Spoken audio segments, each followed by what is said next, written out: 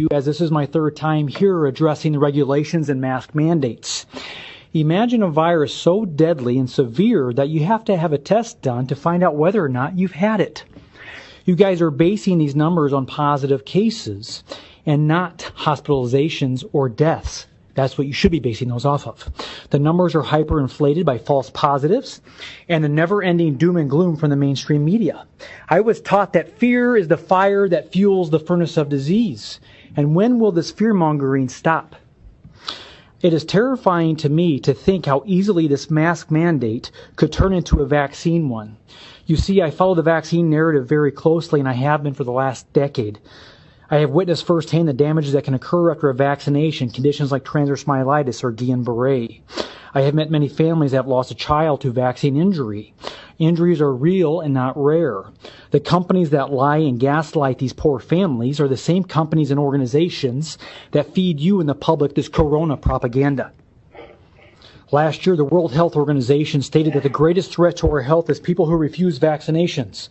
Shortly after that, the ACIP for the CDC stated that they cannot force vaccinations, but they could force compliance. How are they going to do that? I don't wear a mask anywhere I go.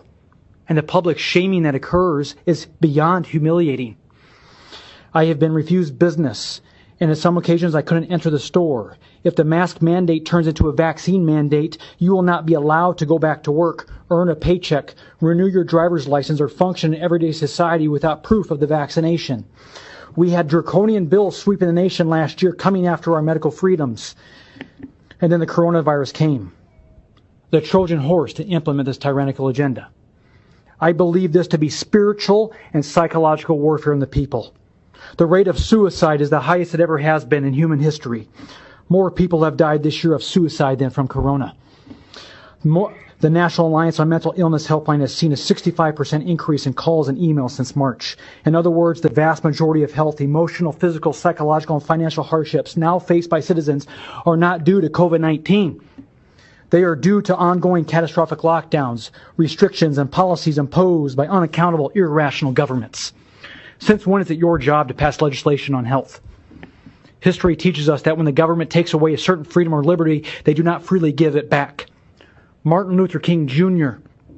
once stated that oppressed people cannot remain oppressed forever.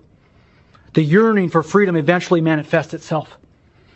We are 6 months into this circus that was supposed to be 2 weeks to flatten the curve.